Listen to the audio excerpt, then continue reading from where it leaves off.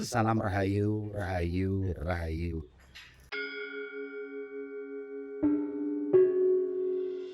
Sore kita hari ini sangatlah beruntung.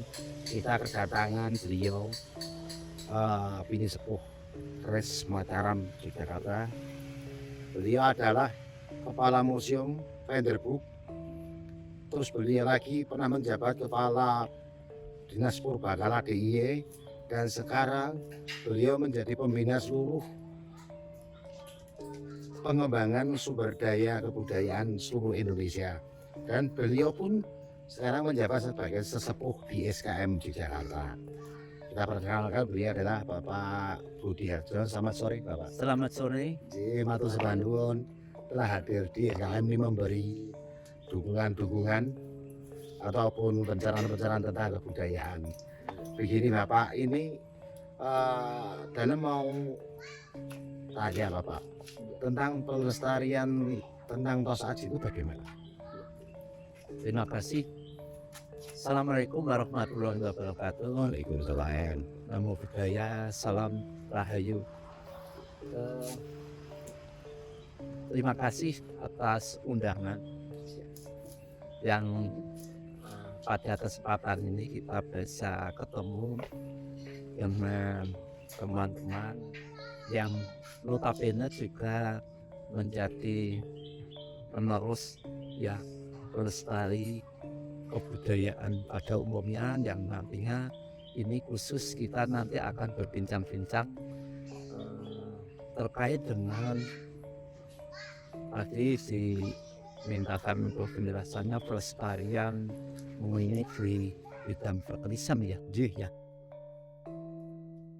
Saudara sekalian, pada kesempatan ini lebih dulu sebelum saya sampaikan terkait dengan pertulisannya, itu kita harus bisa lebih dulu mengetahui sampai kepada nanti teman-teman saudara sekalian memahami upaya pelestarian itu sendiri bagaimana. Iya. Kalau kita bicara tentang pelestarian, tentunya saudara sekalian harus juga mengetahui sampai memahami bagaimana nanti keris itu bisa lestari. Nah tentunya kata lestari itu mengandung makna yang kalau dijabarkan istilah saya itu ada 3 substansi yang harus diketahui pahami oleh saudara sekalian. Ini yang harus diketahui berdasarkan pada lebih-lebih kepada anak-anak generasi kita. Nah, pelestarian itu upaya bagaimana supaya budaya itu bisa terlindungi, bisa berkembang sampai hingga bisa dimanfaatkan oleh generasi yang kebanyakan. Oleh karena itu, kata pelestarian itu lebih dulu akan kami jelaskan mengenai satu, yaitu bagaimana kita mengetahui atau memahami perlindungan budaya. Nah, kalau kita bicara tentang perlindungan, tentunya tidak lepas dari bagaimana suatu benda budaya. Saya menyebut benda budaya karena budaya itu hasil karya manusia. Itu saya menyebutnya selalu secara to the point saja. Kalau dari sisi ilmu kebudayaan itu perlu diurai jelaskan dulu. Nah, bagaimana benda budaya itu bisa terlindungi? Tentunya melalui dari benda itu kita temukan, kita temukan dalam arti itu benda itu kita pegang mudahnya, kita pegang bisa bagaimana supaya ini bisa lestari, terus lestari katanya ini itu perlu ada istilahnya pemeliharaan dan perawatan. Iya. Jadi substansi dari pelindungan itu pemeliharaan perawatan. Nah, upaya itu memang tidak mudah, saudara sekalian. Dalam istilah ilmu, bagaimana dikonservasi istilahnya benda itu sehingga benda itu bisa lestari. Nah, pemeliharaan perawatan itu tentunya ada suatu cara atau metode dan sebagainya, tentunya itu nanti sesuai dengan konteks. Mungkin karena yang benda itu ada yang mengalami mungkin kerusakan dan sebagainya, ya Allah perlu dipelihara dan dirawat. Karena apa yang kita pegang atau kita dapatkan, ya kita peroleh, kita dapatkan itu bisa macam-macam perolehannya. Bisa naik kalau kita dalam kebetulan kita orang Jawa semua ya ini. Mohon maaf kalau di luar itu kita itu mendapat suatu istilahnya turunan atau apa ya, Warisan. Warisan. warisan. Nah, itu kadang-kadang warisan yang kita terima itu, kita kalau yang belum tahu dianggap ada yang kalau itu mistis ya, dan sebagainya itu. Bagaimana supaya yang menerima warisan itu nanti juga bisa harus dipelihara dan dirawat. Dan kita juga harus pengamatan lebih. Ya itu secara substansinya seperti itu ya yang dilindungi dan tidak lepas dari pemeliharaan dan perawatan. Kemudian yang selanjutnya pelestarian itu pengembangan. Nah, pengembangan itu tentunya kita tidak lepas dari bagaimana supaya budaya itu bisa berkembang. Itu tentunya ada, apalagi nanti sampai kepada regenerasi. Ya betul. Budaya itu dikembangkan kepada masyarakat, yang masyarakat itu juga beragam. Ya, kalau kita orang Jawa dan orang Jawa ya itu, tapi bisa saja orang Jawa dengan orang Bali, dengan orang Melayu Sumatera dengan orang Kalimantan dan sebagainya. Nah, bagaimana supaya benda budaya itu bisa menyebar? Itu memang membutuhkan suatu teknik atau metode, cara bagaimana supaya nanti benda keris itu sendiri bisa diakui dan nanti sampai kepada dimanfaatkan ya oleh masyarakat itu, bermanfaat untuk kehidupan umum. Kehidupan nanti tentunya terkait dengan nanti yang saya jelaskan berikutnya ya, ini baru berkembang. Berkembang ini tentunya secara fisik maupun non fisik. Seperti keris itu secara fisik ya, keris Jogja dengan keris Solo itu sudah berbeda. Baik itu dari fisik rongkol maupun tidak sedilah. Ya, begitulah. Itu apalagi nanti dari Jogja Solo sudah berkembang, ya berkembang keluar Bali, dari fisik ya itu sudah mengalami suatu perubahan. Jadi perubahan itu bukan berarti bahwa benda itu akan mengalami apa ya istilahnya, kalau itu wah ini maaf loh secara merusak ya, merusak atau mengubah dari bentuk, tidak saudara-saudara ya. Tapi ini adalah dari sisi ilmu budaya khususnya seni itu mengalami suatu dimanifestasi perkembangan dan sebagainya ya tak?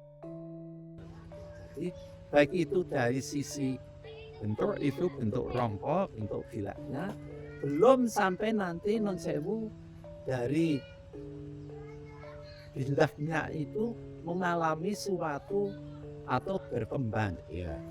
non sewu ya. Istilahnya pamor, Iya. ya tak? Pamornya mengalami suatu Perkembangan baru. itu nanti sendiri sudah ada ya. Apalagi rangkanya atau bentuk dari sisinya juga. Nah ini perlu diketahui dan dipahami kepada generasi. Betul.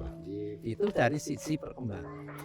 Kemudian yang ketiga terkait dengan pemanfaatan. Saudara sekalian, landasan kita kan muri-uri, maaf saya kasih dasar jauh, itu sama dengan pelestarian. Pelestarian itu kaitannya dengan pemanfaatan, tentunya secara substansi, tentunya bagaimana supaya daya yang kita terima tadi dari warisan ya, yang kita uri-uri lestarian dengan dirawat dan bisa bermanfaat untuk generasi. Tentunya tidak lepas dari istilah Pak Budi itu pembelajar. Ya, pembelajaran itu tentunya tidak lepas dari edukatif. Nah, edukatif ini mulai dari lingkungan keluarga, masyarakat, sampai pada publik, hubungan muri-uri perkerisan ini, alhamdulillah oleh pemerintah dalam hal ini sampai hari ini pemanfaatan supaya keris itu bisa bermanfaat untuk generasi ya, ini sudah maaf kalau dalam dunia ilmu saya dilindungi ya, dilestarikan oleh pemerintah supaya teredukasi kepada masyarakat generasi sekarang. Nah, oleh karena itu mulai dari pendidikan itu mulai dari prodi ya, program studi dari SLTA sampai perguruan tinggi sudah ada. Ini kaitannya dengan pemanfaatan apa? Pemanfaatan pelestarian Bayar ya. Itu untuk mengedukasi dari generasi. Di samping itu dan Bapak sekalian tentunya bagaimana supaya budaya keris itu khususnya ya begitu, apalagi saudara sekalian, budaya keris oleh pemerintah sekarang sudah dan bahkan secara global dunia sudah ditetapkan menjadi warisan budaya dunia. Nah ini tentunya kembali kepada pelestarian, upaya pelestarian ini pemerintah wajib lebih-lebih kepada masyarakat generasi yang tentunya terkait dengan budaya keris itu diwajibkan ya. Kalau kita ngomong diwajibkan, mau tidak mau itu menjadi tanggung jawab kita semua, warga, masyarakat Indonesia, dan tentunya ya karena ini sudah diakui dunia ya, ini bagaimana supaya budaya keris itu tetap lestari ya, itu pasca ya, secara substansi bagaimana budaya keris itu bisa lestari.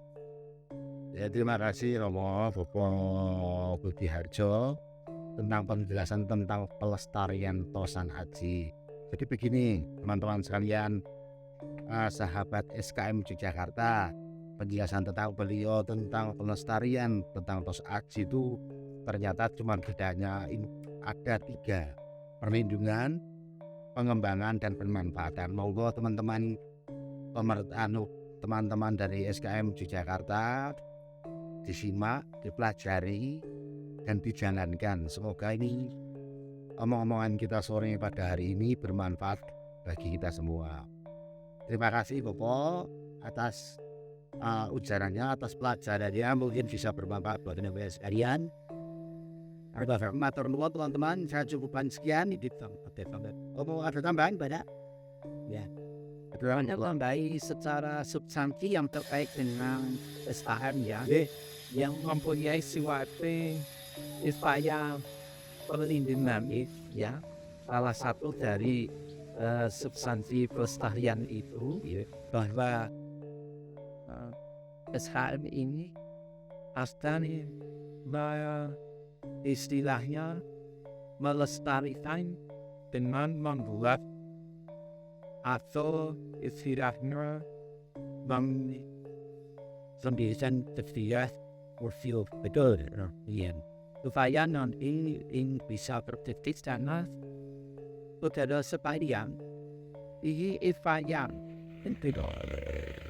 salah satu dari budaya bisa lestari khususnya nanti mengedukasi yang tadi katanya dengan pemanfaatan korupsi itu kepada generasi. Nah, dengan itu tentunya SKM kebetulan